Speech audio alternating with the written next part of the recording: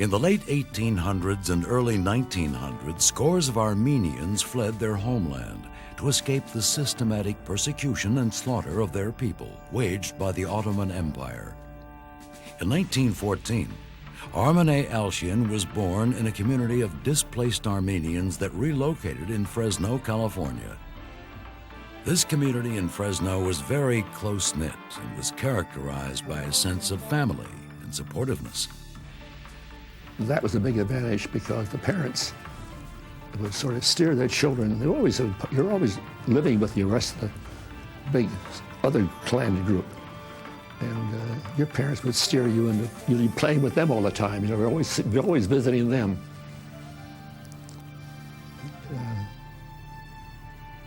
It had a lot of advantages, a lot of nice features.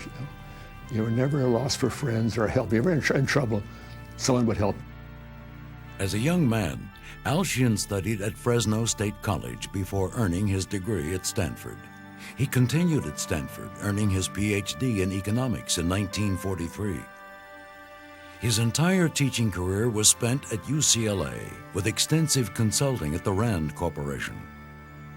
Through a number of essential and very influential articles, as well as his work in the classroom, Alchian has become recognized as one of the most influential voices in the areas of property rights, the theory of the firm, the relation of cost to production, law and economics, unemployment, and the effects of inflation. His critique of the Keynes theory of investment in 1955 served as a cornerstone work in modern investment theory. Countless undergraduate and graduate students have studied his textbook, Exchange and Production, written with William Allen. And he has provided counsel and guidance for generations of graduate students at UCLA. Alchian has distinguished himself by an uncanny ability to clarify difficult issues and view economics in new and revealing ways. Throughout his scholarly and teaching work, Armen Alchian has always paid particular attention to the critical role of actions of individuals, rather than groups, within economic systems. Liberty Fund welcomes you to a conversation with Professor Armen Alchian.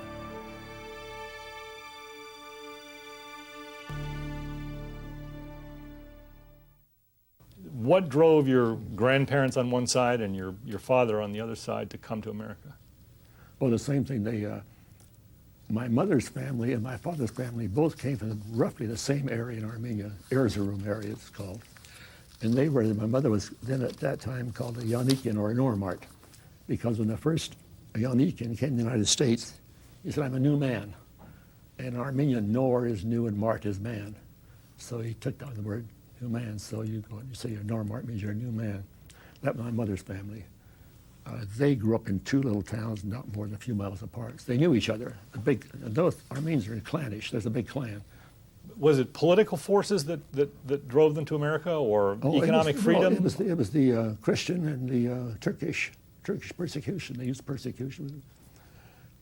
The Turks themselves, the people were very, very kind. During these big drives, when they drove Armenians out of that eastern part of Turkey, the Turkish people were very kind to these poor guys struggling across the country. I would read stories about some of the survivors who would tell how these Turkish families would help these poor guys while the Turkish troops were goading them on. So the Turkish the major government of Turkey was the one driving them out. Was this a regular topic of conversation when you were growing up? I mean, did the persecution that your immediate ancestors had suffered, did that play a role in how your thinking developed? Yeah, it played a role in your culture at home.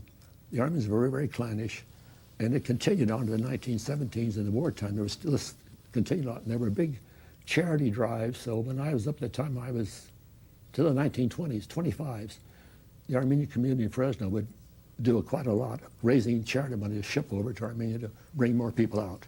And they did that, and that was part of our culture, that you had to do this. Well, was your father in business in the private sector? He got a job first day in a assistant to a tailor. And then after about a few months or a year, went into pawn shop business and then became a jeweler and successfully had a life. It worked out well. But they all worked. In those days, there were no unemployed. There were bums, or they worked. And the Clannish family had a big advantage. You knew who the bums were. You grew up during the Great Depression, and for many people who grew up... I grew up before then. Dude, I was... Well, you were, what, 14, 15, 16 when it started? I was 16 years old in 1930. Yeah, I was a grown man at 16. I did. But many people who were roughly that vintage, the Depression had a profound effect on their view of the world, their attitude toward the market, their attitude toward government. Did it have any particularly lasting effect on you? I suppose so. I can't identify what effect it had, but it certainly, well, at that time, my adult friends, the ones who were, say, 20, 25, 30, young fellows I talked to, were anti-Roosevelt, very much so. They were very afraid about freedoms, strangely enough. I look back. And they kept saying he's ruling the country, and I grew up with a lot of those people, and I was the opposite. A young kid, God nationalized the banks. Why? Well, I don't know why, but young kid. That's my professor said at State. So most of the older people I associated with were either quiet on the subject or really antagonistic to them. I can now, as I look back, understand why. In fact, when I got to Stanford in 32, 34, 36, the department almost to a man was objecting to his policies about really restraining the recovery. It really restrained the recovery.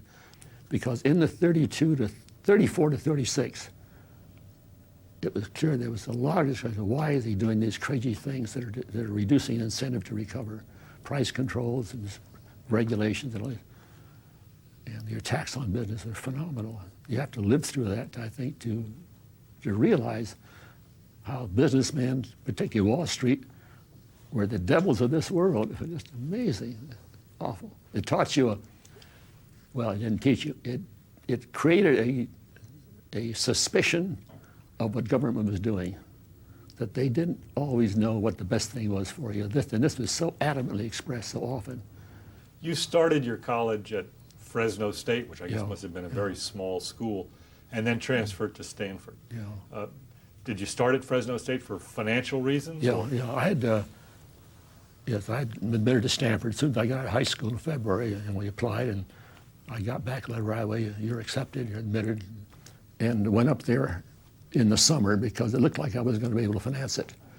And I went up and talked to the dean about it, and we discussed. He was very nice about it. For an hour we talked, pros and cons, and he finally said, well, I think your best bet would be, I got in a fellowship for about $200, which is a good amount. They paid the first quarter tuition.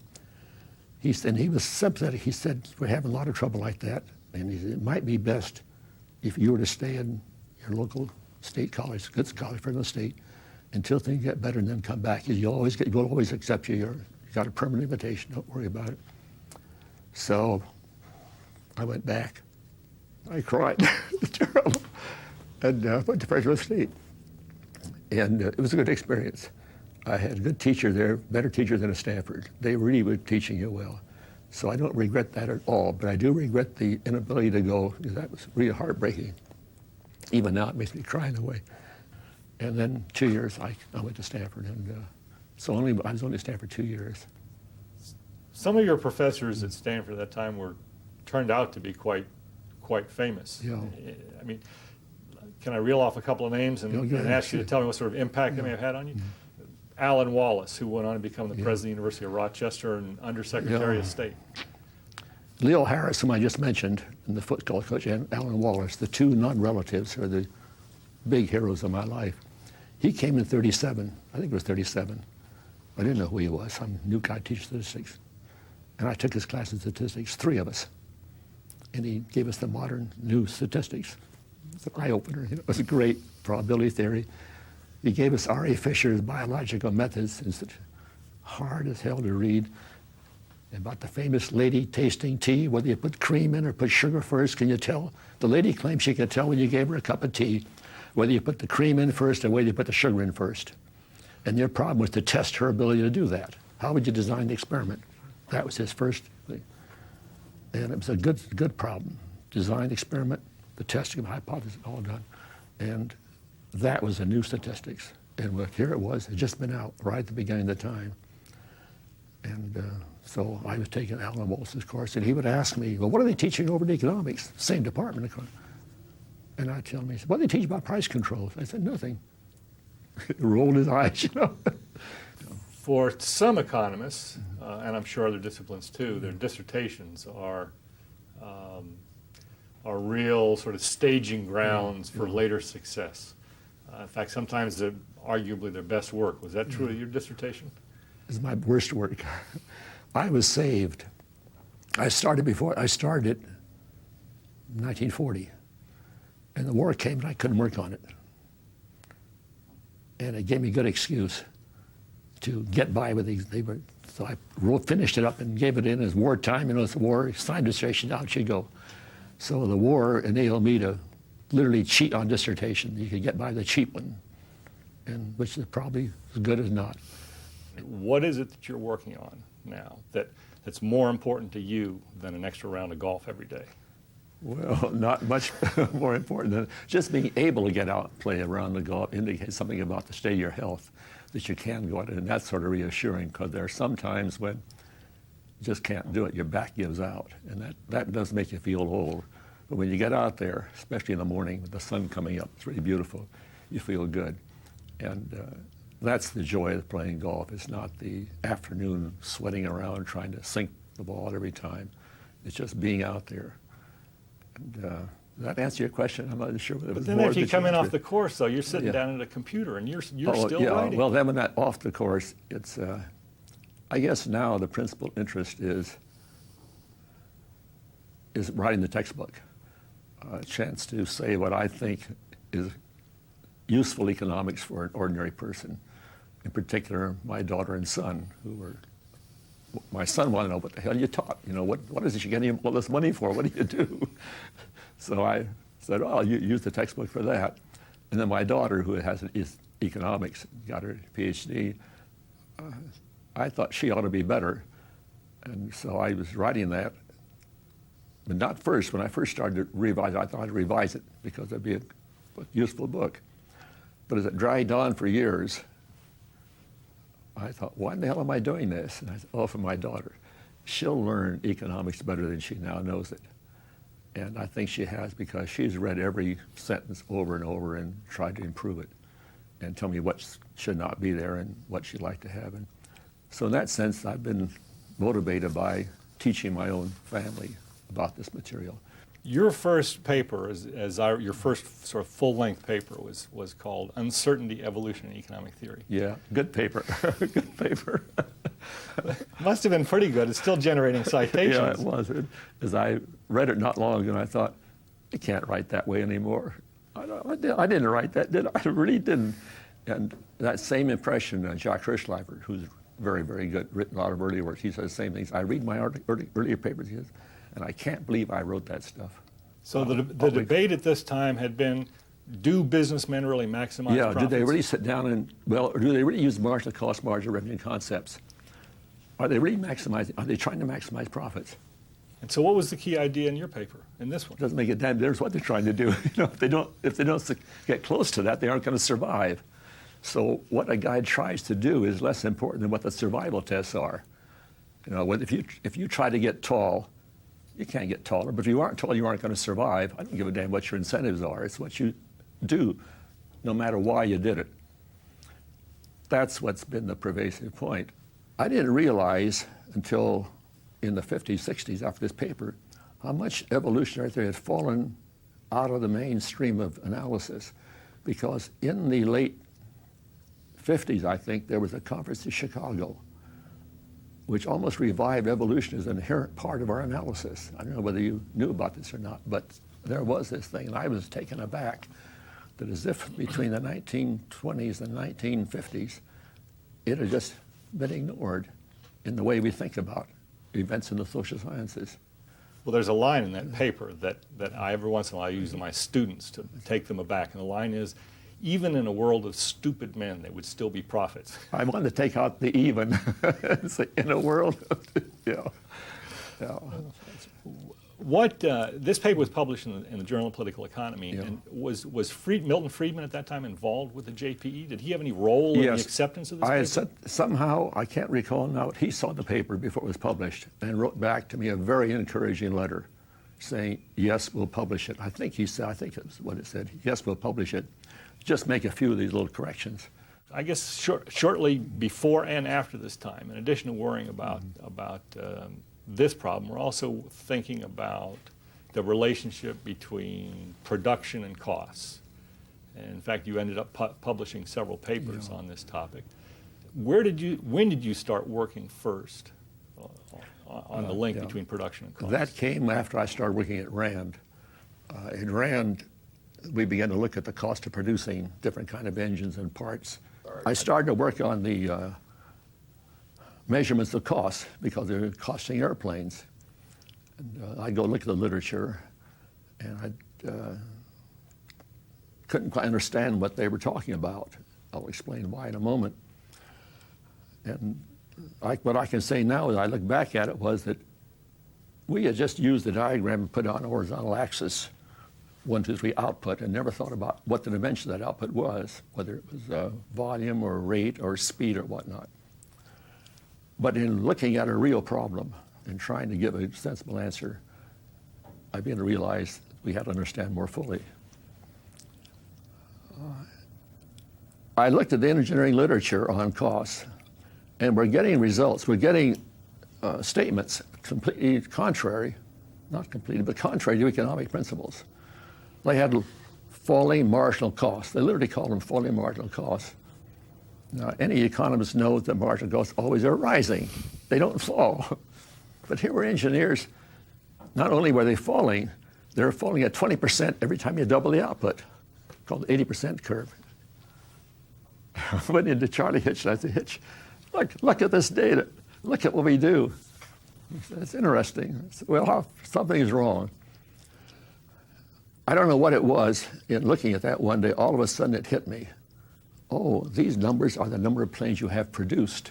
So they were measuring the total volume of production. They were measuring what I now call volume. This is the 10th plane, the 20th plane. So if you're going to make 40 planes, you can make 40 planes at a lower cost per plane than you can if you make just 10 planes. Oh, know that. But if you look at the economics textbook, there isn't one textbook, well, there wasn't one textbook, but now there's one, that on the horizontal axis points out you can have different dimensions. It can be the speed of output, the total volume, at least those two. And the costs vary with these two in very different ways. Well, that I learned by having to look at costs of airplanes. And I thought it was kind of important, so I began to write it up. What it also did was make clear that you've got to talk about capital values, not about the current rate of cost. And that was even more important, I thought. So I wrote this paper called Costs and Outputs, which emphasized capital value measure the cost and the volume effect. You've said and I'll tell you the article, you've said economics is a study of property rights. Yeah, that would make sense if you look at economics as a study of how markets work. And in markets, you trade rights back and forth rather than goods. And that makes a big difference to emphasize you're trading rights to goods rather than goods. You'll think that's a very important distinction, but it's a crucial distinction for making the student understand what you're trading in, that not only is the good itself worthwhile, but what are the rights I have to it? And that bit about what rights I have to it has been slighted a lot in most of the textbooks. In that same connection, you distinguish between some elements of property rights, and one of those is the domain of activities or uses. There was a book, I was at RAND, and with Bill Meckling, whom I learned a lot. And we were worrying about how the RAND was organized and the problems you had in getting people in the engineering department to come in and work in the economics department for a week or two because he had to work over there. And if he worked with you, how could he get credit for his work over there? So we thought, well, why don't we give him points, or why don't we give him some kind of credit? So we sat around for, I guess, a week trying to figure out different systems. Every one of them broke down. So I luckily ran across one of the greatest books I've ever read. I'd rank it next to Adam Smith. It's called History of English Law from the Time of Edward II, and by Pollock and Maitland, whose first names I don't know. It is a phenomenal book, and you probably haven't ever read it, but I have read it twice. I'm reading it again, because every time I read it, I see more things in there, because it's the story of the development of the law of England, which is our law, but it's also the study of the development of our customs and our behavior and our rights and our political system. It's a phenomenal book. I'm really, set aside this interview, I'll tell you, look at it. It's just great. And so I got very intrigued by the structure of property rights we're developing, because he contrasts with the French and the Roman law, which did not develop in England, and why it didn't. So I thought, gee, I'm going to look some more at this. I started working on this property rights stuff and writing up what I thought I understood, and it was fun. That's how it started. This little conversation, that little event. It seems to me that transferability of property rights has always been an essential part of the study of those rights. I mean, is that like a critical distinction, for example, between private property and public property? Yeah, there's a fellow named Cliff Holderness who will be coming to this conference we're going to be having later in the week, who has written 2 good papers on the transferability of a right to, say, that chair. If you and I, quote, own that chair, you and I, we got a problem of deciding whether we're going to sell or not and how we're going to split up any proceeds. We got another problem. If he walks along and joins us, sits down, and now does he acquire rights to, by virtue of having come in the room and sat down with us? Is the set of, quote, owners open or closed? And he says, unless the set is closed, the idea of property rights becomes very vague, because you don't know what they are, because everybody in the world can come in and join you. And so, it's like going into a city. The city says, you now own this, you're now an owner of this auditorium in this city. And I said, well, let me tell you a story. We were up at Shasta Dam up in Northern California with Bill Meckling, and the big dam there, and the guide said, and you all own this dam as public property. Bill said, I'll sell my share for 10 cents. Well, the guide was very upset about that. But I said, Bill, that's right. What the hell does it mean you own this thing? What do you? Well, that's how everything was this ownership stuff. Holderness has this good paper on trying to define what he means by a closed set of owners, as distinct from an open set. Where an open set, you can be joined, like a symphony orchestra. They say, oh, come on and be part of our orchestra. Now, what a closed set isn't quite clear enough defined yet. I think he means by it, and as I read it, that to come in, you've got to buy your way in. You've got to pay something to the rest of us. And he talks that way. That the distinction of what defines closure is still a little vague. But if you talk about having the idea of private property rights and say that we have private property rights, which we're going to share, no one else can join without our permission.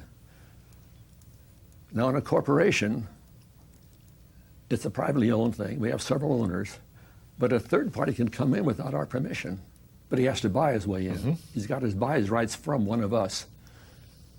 And that, I think, is closure, as he puts it. If you've got that kind of limitation on the class of owners, you've got what could be, or what I'll say is, or what he says is private property rights. Without that closure, you've got something undefined. You've got some other class. And to call both of these as ownership is very misleading and very dangerous. But that is a weak point, I think, in most of the literature I've read in the law journals and elsewhere about what do you mean by property rights. I'm convinced the Supreme Court doesn't understand that. If you've got private property rights, you don't have to talk about free speech. I mean, maybe be like evasive to get around the point. I don't know how other people define it. I read the Constitution. Doesn't define it. It just says the rights of speech shall not be abridged. Well, if I define free speech as I think it means that you and I can voluntarily talk to each other, voluntarily, I can come in and say, Ben, would you like to talk to me about a topic? You say, yes, I can do it. It does not include my right to come to you and say, Ben, listen to me. I want to talk to you and tell you something. You want to hear me or not? You listen to me. That's not free speech. It's got to be free in the sense that you willingly listen to it and I willingly tell it to you. Once you accept that, there are no more problems. Because if you talk about the guy on the sidewalk shouting with his horn to me in the house, I didn't want to hear that. That isn't free speech. They confuse free speech with free resources, as if these resources, including me, are free for their taking. Well, the court believes that. You read the recent decision of the court, they believe that you have the right to take that guy's property in order to make him hear what you're talking about. That's called free speech. A Nobel laureate, Bill Sharp, actually Yeah, described your classes as being like a big wrestling match. Well, it was. It was intended to be whatever you said that was getting close to the answer, I'd try to push you away from to see if you would stubbornly know what you had, that you wanted to push the point. So quite often, the more I said no to students, the word got around. They'd say, well, the better you are if he's pushing you around. I just thought it was a good way to learn the stuff because you got to use the economics. You don't just repeat the words. You got to be able to apply it. What is, you think, the role or roles of a teacher? What roles did you try and perform in the classroom? I know my general principle is good or not is to expose them to the idea and make them repeat it to you. My general principle, if you can't say it, you don't know it. Now, right or wrong, and so I'd go into class and ask these questions, and they get these answers, and I'd say, yeah, until you say it once or twice, I just feel you really don't know it, or until you write it out. And students don't do that on their own. You also did something else. I mean, in the graduate price theory sequence, we probably did not talk about 90% of what's conventionally covered in price theory.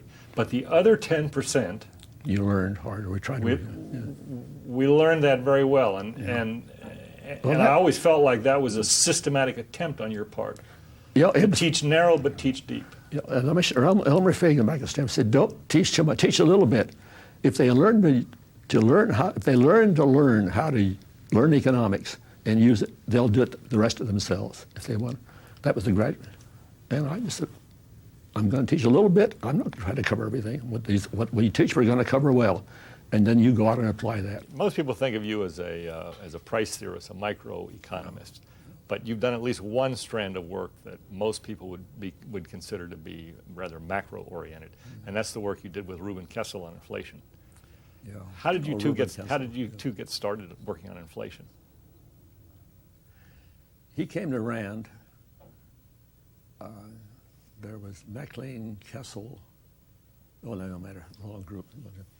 He came to Rand. I was a consultant all the time at Rand, never a staff member full in that sense. So I had an office where uncleared personnel who were first hired would come and wait for 6 months until they got clearance to go into the so-called secret stuff, which is no more secret than anything else. In came Reuben Kessel one day. Reuben's a hard-nosed guy, very hard-nosed. And no romance about the world. He understood what motives were. And so we sat there talking at great length, and he was sort of fresh air in a way. Here was a guy who was street educated, if I put it that way, and would say things to you that just, he understands the economics. He'd say to the stock market, I'll give you 3 to 2. You bet on the stock, and I'll bet you against you. You're just worse than the market. And he would do that to friends, and he had a good sense in doing it. I think Reuben and I knew more about inflation than anybody else around. We read all the articles, and most of them were just screwy, just plain crazy. And we wrote articles pointing that out, and some of them were very good articles. And, well, you and Kessel were really the first to emphasize the importance of the distinction between unanticipated and anticipated inflation, weren't you? We were the first, I guess, to heavily emphasize it, but Jim Buchanan had mentioned it once to me earlier too. That wasn't what we thought we designed. That was straightforward. It was just that Reuben hadn't emphasized that point, but it was the interest rate hadn't anticipated inflation. That's the way of putting it. And you could think about interest rate not anticipating, or whether that's anticipated if it has. So whether you talk interest rates or anticipation make any difference. Reuben talked about interest rates. Buchanan mentioned anticipation. It was around. It was just a matter of getting the data, establishing it, and looking at other episodes to see what had happened. That's what the fun was, looking at the Civil War, the Spanish one, and other episodes, the German episode, to see what happened. And some of them was just so obvious. But people today, when they talk about the effects of inflation, are really sloppy. My impression is they're sloppy. And they fail to distinguish. Are you talking about a change in anticipated inflation or a change in unanticipated inflation? There's an enormous amount of junk out there. There is. We got it right. There's a lot of junk out there. There is an interesting problem on that whole field that Ben Klein and I wrote about. And you can raise a question and still not know what the hell the answer is. We argue that you should take into account asset prices. They only take into account things like price of buying food, consumption items. What about the price of houses, the price of land, the price of stocks?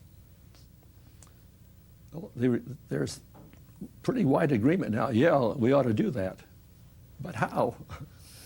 It's commonplace, I think, for people to argue that during inflation, and I'll leave it at that, during inflation, wages lag behind prices. Well, that was essentially Hamilton's thesis, and the businessmen make profits. Yeah.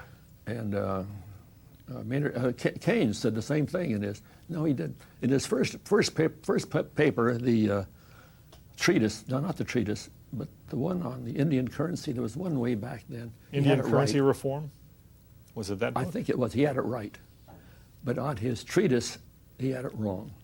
It was amazing how he just flipped it around. Businessmen made profits before he said they didn't, and he had it right. Of course, there is also the other problem that during inflation, you got you don't know what relative prices are going to be, and so there's relative price changes that you're not aware of, and that distorts what happens. But that's a separate feature. So that we weren't looking at the effects of inflation in general. We were looking at the effects of inflation on transfers of wealth from one class to another class. And it's from debtors to creditors if the inflation has not been anticipated. If it has been anticipated, there's no transfers. What there is distortions of production of various goods. A friend of ours who lives in Israel. He'll know. Well, this is actually a she, and she talked about inflation in Israel, where it has routinely run at 20% plus. And she says that a significant part-time job for her is shopping. Yeah. Because she says, she has no training in economics, but she says, during inflation, periods of high inflation, relative price changes become more frequent and become larger. And so she spends a lot of her time just looking for relative price changes. That is one of the points that there's good deal to talk about. Is there a greater variance of relative prices during inflation? And all of your theory would say, yes, there would be. I've never seen any good data, but there's a lot of this story, which I think is meaningful, personal experience. They just find that relative prices go up and down, and you don't know what's going on. You don't know whether the price is high or low. You got to spend time shopping and looking at it because they're adjusting all the time, lags and leads. And, that is definitely, according to all the information that I've seen, a serious problem of inflation. Okay. That's why inflation tends to reduce the rate of growth rather than increase it. You once told me that you considered one of your papers your best and hardest. Oh yeah, see if I can tell which one it was now. Exactly. The one with on the information costs. That's a good paper. I keep saying all my papers are not. Some we won't talk about. We had Milton Friedman and Rose over one night for dinner, and I raised the question with Milton. Milton, you keep saying wages are sticky or something like this, but that's not an answer. That doesn't work. Now, the question you raised was, why is there unemployment? Yeah, you keep saying they're sticky, but that's not an answer. It doesn't explain anything. And he said, yes, it does. And then Rose said, come on, Milton, you know it doesn't. You know very well it doesn't. She's very good. And he said, yeah. I said, we just don't have an explanation of why that this happens. And so that started thinking long and hard about it. I was out playing golf. It comes in handy with George Stigler. And we were walking down this fairway. I remember it well. I think it was at Rancho. And I raised the matter. He said, well, have you ever thought about the cost of information? And I don't know why, but at that point, the lights went off. And I said, oh my God, yeah, that's a good idea. And then I went back and started to work on this paper. And I guess, I don't know, a year or whatever it was, went on. And I even developed a theory of option pricing in there. There's a little footnote that has the Black-Scholes option pricing model in there. It's right there. I'm telling you, it looks so long. And it's the simple rule. When the cost of one more search exceeds the expected gain for one more search, you stop. But to put that in a mathematical form and other stuff, it's tricky. So it's in there. But once you get that idea, a whole class of behavior opened up.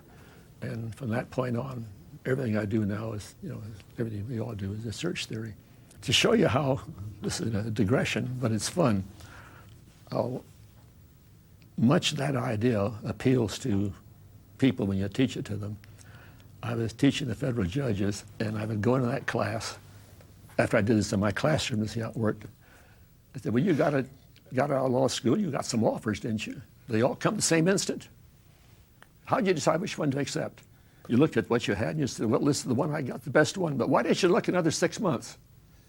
It's famous. I said, I don't want to say you're dumb, but why didn't you look 6 months more longer? What was the matter with you? You didn't get the best job available. They got the point. And once they understand this, that there is this search and you never get really a perfection, and you use this economic principle, then you apply it. You say, now, how can we verify or apply that? Well, you can explain unemployment that way, and that's how that search thing got in there. Now, of course, today, it wasn't new with me. I was one of the ones to use it. It's now the modern theory of pricing and searching. Information is central to that article, but that got me thinking about Hayek's piece, in some sense unrelated, but the piece on the use of knowledge in society. And in that paper, he makes the point that prices convey an enormous amount of information, and for that reason, markets which use prices have a tremendous advantage over other means of allocating resources. Now, given that fact, why do we see firms, which I think you think in some sense are an attempt to subvert the market?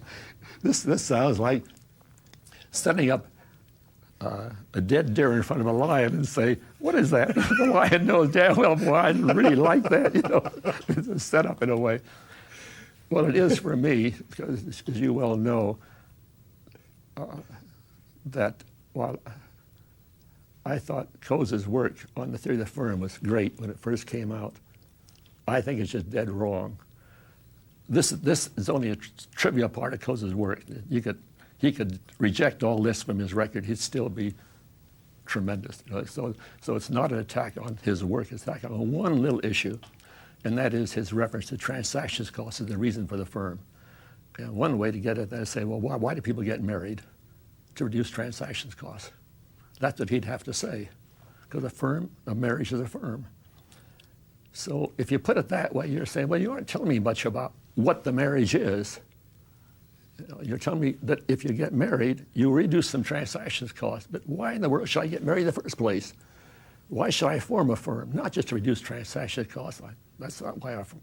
That's what I would argue, and I'm now on tentative grounds here. I don't say it with nearly the assurance I would about the inflation, but I'm convinced, and I could be dead wrong, and a few others independently are also convinced of this. Now, my co-author, Harold Demsetz, is not convinced of it. I don't know why. He's been resistant to the idea, although we talked about it together earlier, and it's in the article that we wrote, which says the firm is able to produce more than the sum of the two independent, physically productive resources.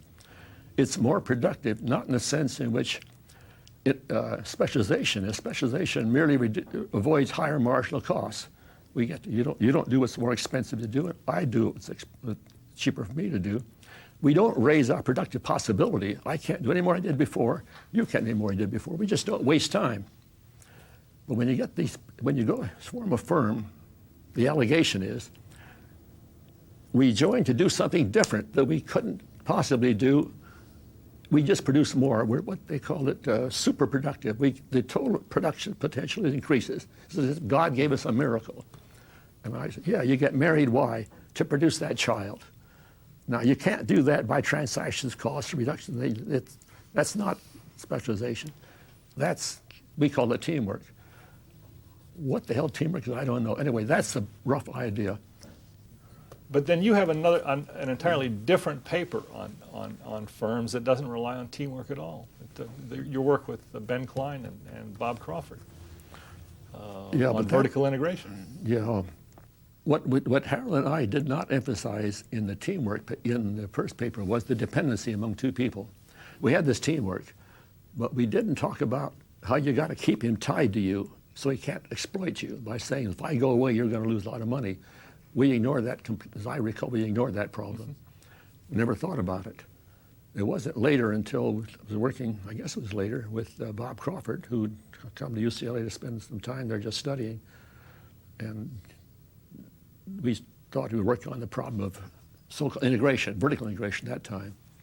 And in the course of that, somehow, I don't know how, this idea that there is this dependency such that if I walk away, you're going to lose a hell of a lot. And I may try to extract that from you as the price of not walking away. Marriage is a great case. A woman's not going to leave unless you give me a new car. Well, at that point, we began to put this in as a feature in the paper on integration. But he was working on vertical integration. That's what you want to work on. So this understanding came in that context. So we put it in the context of vertical integration, which is a great mistake. It should have been in the context of any teamwork. But when two firms integrate, that immediately raised the problem about the dependency. So we concentrated on that. And that became, in a sense, the major theme of the paper. But the best paper was one with Susan Woodward. Now, Susan Woodward... This was the paper where you reviewed Oliver Williamson's book? Yeah. Why was that paper so good? Because it's good, because Susan worked on it. There came out this review. I was asked to do a review of Williamson's book. And I said, Susan, like you're talking, Susan, got this request. If you'll do it with me, I'll do it. Otherwise, I'm not going to bother. I think we might be able to straighten Williamson out. And she said, of course. And we wrote it together. And it's a good paper. But and it really does clearly emphasize that there are two motives for the firm. I think it does, yeah. Now, Williamson had it right. He's got it in the sense of the outline about this conflict. And he ends up saying the trick is just make the contract in such a way that you'll be exempt from that, or you protect yourself from that ahead of time. That's right. But we tried to go in a little more detail about the issue in a broader sense. Which firms will have this problem? Which ones won't have it? Where do you not see it? Where do you don't see it? Why do some firms have all stock? Why do have some all bond financing? Because you can explain a lot of the financial structure of a firm, simple case stock versus bonds, by that issue. A research firm will never have all bonds. They'll clean you out. Public utilities, where there's not much chance they'll have all bonds. If you think about it, you'll see the issue. Mm-hmm. Well, this paper sort of does that, applies to financial structures. And now that's being done in finance. Let me turn for a moment to your work on textbook. You and Bill Allen wrote University Economics together. It's fun. You're now working on a sequel, which has the title Universal Economics. That's a great name.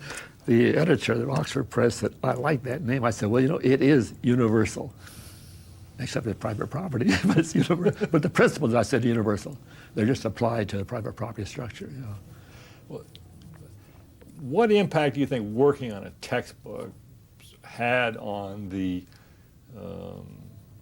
acceptance or the dissemination of your ideas? And by that I mean, it seems to me there's a trade-off. If you work on a text, you can perhaps hit a wider audience, but still there's an opportunity cost. You could have written more papers. Yes. I'm sure the textbook had some influence because at that time I had a lot of graduate students, and a lot of them adopted the textbook. How many of the books were adopted by non-graduate students, but I don't, maybe none. But it did have influence in whom they taught. And I now get letters from people who said they studied that textbook. And some of them are really, really make you jump for joy, you know, I think somebody. So I think it had more influence to students, ordinary students, than the articles. The articles, they don't care. But the textbook apparently did have some influence. At least I hope it did. It's always seemed to me that in all of your work, the unit of analysis is the individual. There's no talk about, well, the group did this or the organization did this. It's always focused on incentives at the individual level and choice at the individual level. How did you come about sort of adopting that as your approach to economics? I mean, how did I get to that individual? I Yes. don't know. Undoubtedly, your colleagues did it. Jack Hirschleifer, who was heavy on sociobiology, and we were trying to analyze economic analysis, the theory and the foundations, and you got to get down to some unit. And we had the individual as the unit rather than groups, and that's what we did. Then, before long, again with Jack, we were sharing an office at Rand, and we would chat about anything we want to talk about. He said, what about the gene? We just read Dawkins' book on the selfish gene, which a very impressive book to me. And I thought, and then he is the one that says you should look at the the gene level. I thought, yeah, you should. But there wasn't much in economics that would let you do that, since genes weren't presumed to be making choices. But I deliberately, after learning more about the new sociobiology and the genetic structure, to look at the gene. In any event, I do think that our economics would be improved, and it would broaden if we thought more about the gene structure, not in these terms about racial differences. That's trivial, but more in terms about our behavior, how I will do things in a society, like you fall down. I give this to my class. I don't know why I'm telling you this. You fall down. I give it my class, law school class. I was teaching law school, and I told them, you know, I missed the class last week, and I had missed the class. And I said, what happened was I was driving to school, and I saw a lady over there on the sidewalk trip and fall. So I got up and got out of the car and went over there and said to her, gee, I'm sorry, you seem to have turned your ankle.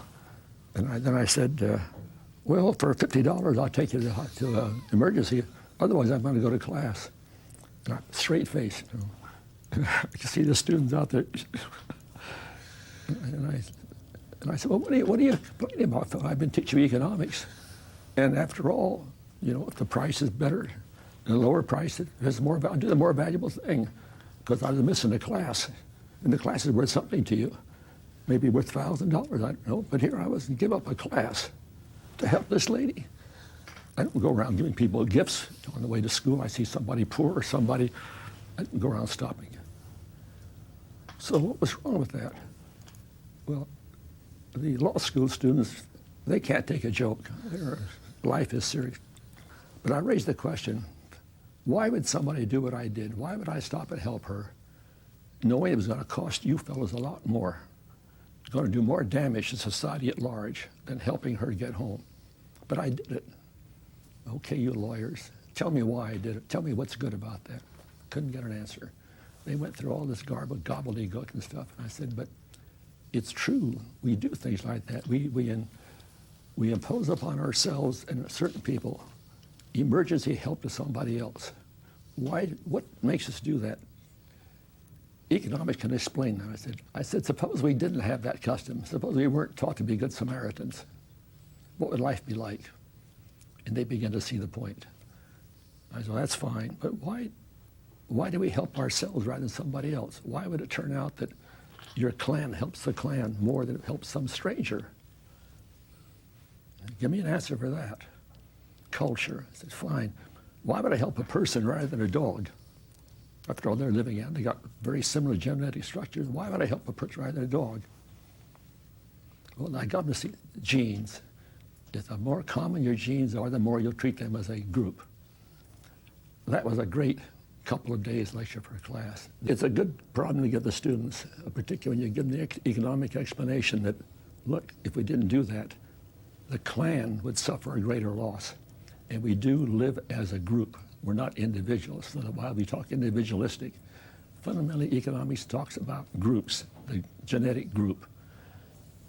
And that made these students, I think, happier. They thought, oh, economics is just not narrow selfishness. It's clan selfishness. How is it enforced? I can see how it's in society's interest or the clan's interest to have you stop and help her. But When I told the students what I had done the first time, they got very angry at me. I didn't like that. That's how they enforce it. They found out I'd done that, and they ostracized me. And I said, if you've ever been ostracized, you don't know what punishment is. Sometimes you want to get ostracized. You'll know it. That's a very severe punishment. When I started economics in the 30s, the literature, it was terrible. It was mostly doctrinaire. What should the world, how should you behave? What's a good world? You know, no facts. They would write, it's disgraceful. I look back and it's just terrible, just junk. And there's nothing testable, nothing could be right or wrong empirically. And so after the war, when economics really changed from a proselytizing, preaching discipline to a factual one like science, you have to pay attention to the facts. And so you do. do you reject the usefulness of sort of an a priori type of reasoning? No, the trouble is you could have an infinite number of a priori starting points. And how do you decide which one is worthwhile? The one that'll help you get along in life better, make fewer erroneous predictions about what's going to happen. So the test is, how well will this glasses you're wearing help you see what's going to happen in the world when you do certain things? And it's the best I know of. So you and Milton Friedman then would lock arms and march forward together as strict positivists? So would Samuelson, so would all of them. I think every economist after the war has the same point of view. You can differ about whether the government should do more or whether I should take more pity on you or give more charity. That's nothing to do with economics.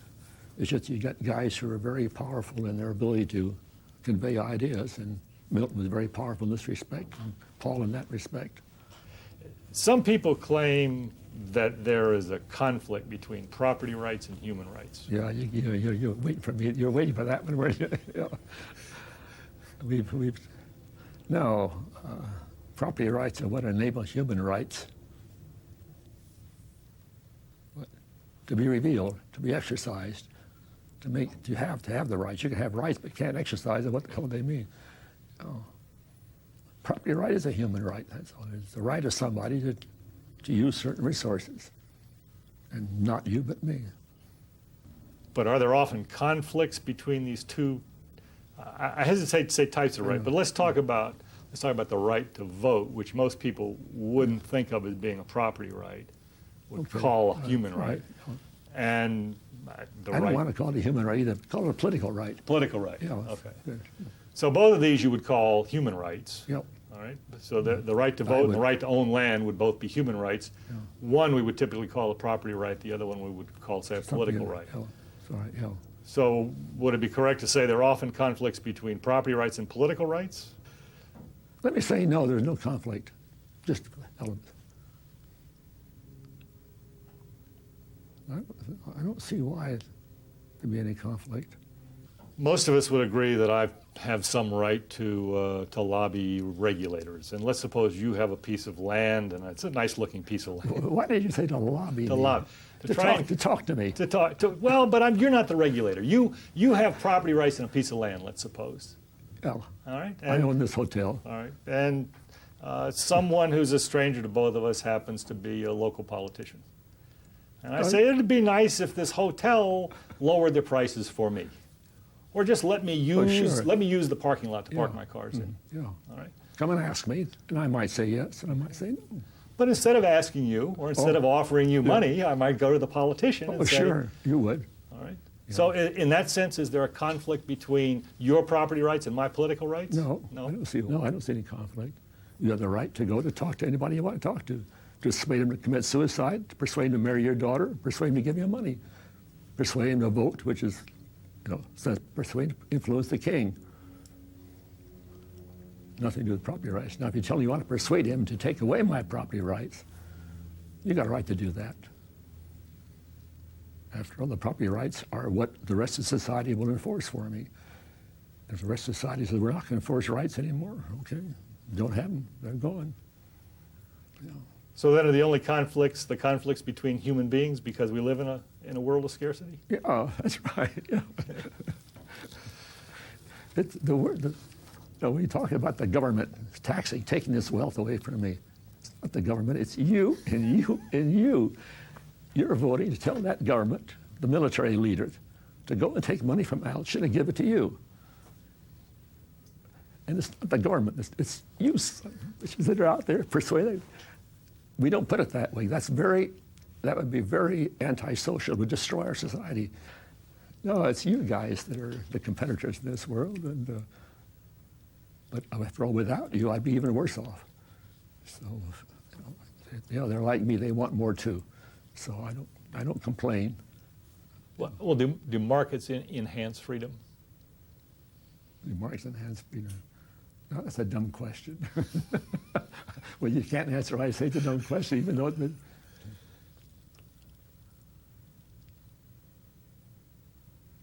really enhance or not. It's part of the ability to go to a market and buy and sell is part of freedom. Put it that way. If you've got, the word freedom is a nasty word, but if I were to define it, if all resources have private property rights attached to them, and they're full time, you've got a free society. Okay. I don't get excited about the use of the word freedom. I get more excited about the institutions under which you live. If you want to call it more free, you're willing to go ahead and do so. So you would define freedom in terms of the entire social institution in which I live? Well, I would define freedom if you've got, it's a function of private property. If you're in a society with private property, the more widespread our private property rights among the population, the freer that society is. I wouldn't want to have property rights only me, the rest of you don't have those rights. The more widespread are these private property rights, the freer the people are in that society. That's my definition. If you don't like it, go to have your own. And we might argue about which is the better, but I don't know how I would decide which is the better of those two. Let me toss another quote out from you. It says, authority cannot establish what people will believe is true. The individual must do that. I never know when I got the truth. All I know is I've got certain beliefs, and so far they've not got me in any more trouble than I can think of. I'm sorry. They've got me in less trouble than I think I would have gotten into had I believed something else. I have no other criterion for truth. You mentioned here Rand, and I was reminded of a story which you told me once, and I'd like you to recount it for me again. It's commonplace now in financial economics to do what are called event studies, in which people try to understand either the causes or consequences of events by studying their effect on stock market prices. Yeah. Mm-hmm. Now, you claimed to me once that you were the inventor of the event study. I claim it. I can't prove it, of course, because the document was a secret document. And I asked to have it, asked to find it. They can't find it, they say. So I can't verify it. I may be lying through my teeth, but I tell you I'm not. And I can get some friends who are still alive who will tell you, yeah, he did do that. Reuben Kessel, but he's dead. Maybe Bill McNamara, he's dead. They're all dead. It was, I think, November of when was the H-bomb exploded? February 13th of some year. Let's say 52, I don't know, some year. Anyway, we were working, knew about the bomb and stuff, knew they were developing this H-bomb. But we want to know, the economists want to know, what's in it? What's the fissile material? Well, there's thorium, thallium, beryllium, I don't know, something else what it was. And we'd ask Herman Kahn, and he said, can't tell you. Herman always came over to the economics department, a good friend. And I don't know what it was. It got in, I said, I'll find out. And what area, maybe, I don't know. So I went down to the Rand Library and had them get for me the U.S. government Department of Commerce yearbook, which has items on every industry by product. So I went through, looked up thorium, who makes it, looked up beryllium, who makes it, looked them all up. It took me about 10 minutes to do it, and got them. There were about 5 of these things. And then I called Dean Witter, where I was also has a stock account, and called the fellow and said, they had the names of the companies also making it. Said, look up for me the price of the following companies. I said, I want to get that tomorrow from you if I can come down and get it. He said, yeah, I'll get it for you. I went down there. And here were these 4 or 5 stocks going like this. And then about, I think it was September. This was now around October. I get the exact. One of them started to go like that from 2 to around 10. The rest were going like this. So I thought, well, it's interesting. So I put out whether it was called a document or a memorandum or a research memorandum, they're all different categories of security. Mine must have been the one that was pretty high because I can't find it now. I wrote it up and distributed it around the social science group the next day. I got a phone call from the head of RAND, calling me in. Nice guy, I know him well. You know, he said, Armen. He said, we got to suppress this. We got to put this away. We don't like this. I said, yes, sir. And he smiled. I said, we'll do it, sir. He grinned and I grinned, and I took it and put it away. That was the first event study. Anyway, it made my reputation among a lot of the engineers that read. That was fun. Some people have said that that golf contains the essence of life. Yeah, does it also contain the essence of economics? I don't know. I can make up a story that it doesn't, try to justify it, but it does. I don't know whether, but it does. The disappointments come quick, and you know it's you against the world. It's you against the world, you know, and nothing you can do about it. You got yourself in that trouble. Get yourself out of it, and you can't blame anybody else. You just did it yourself, and damn it, you're not as good as somebody else. You're just not as good as that guy. God damn it, why can't I do that? I just can't do it, but I can beat that guy. So you go through life, I think it's just like a golf round. You know, it is.